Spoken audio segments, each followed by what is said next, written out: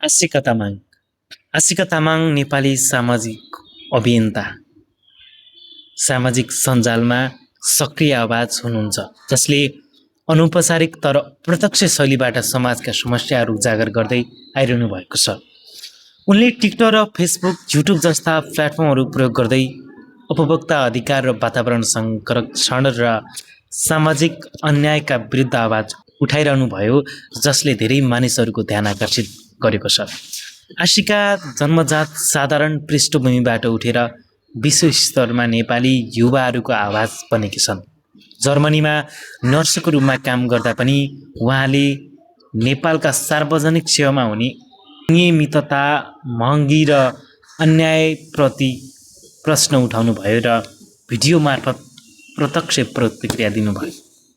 उनको सामाजिक अभियानले धेरैलाई मन जितेको छ, तर यो सङ्घर्ष सधैँ सरल रहेन।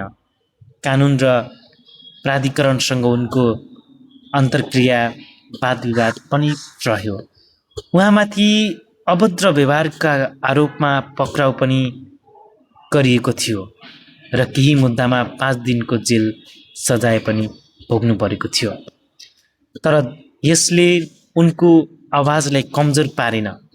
आशिका तामाङलाई समर्थन गर्नेहरू उहाँलाई जनताको दिदी भनी गर्वका साथ हेर्छन्, जसले समाजका ती पक्षलाई उजागर गर्छिन् जुन अरूले नउठाएका छन्।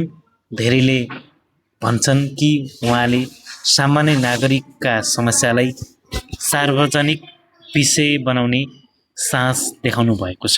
आज आशिका तामाङ केवल एक व्यक्ति होइनन्, उहाँ एक आवाज हुनुहुन्छ। सामाजिक चेतना, सिधो र अविचलित न्यायको आवाज, चाहे समर्थक हुन् वा आलोचक। यो चिन्तनले भरिएको समाजमा उहाँको भूमिकाको नयाँ बहस र प्रश्नहरू जन्माइरहेको छ। यदि तपाईँ यो च्यानलमा नयाँ हुनुहुन्छ भने च्यानललाई सब्सक्राइब गरेर हामीसँग जोडिनुहोला। यस्तै भिडियो हेर्नको लागि हस्त धन्यवाद।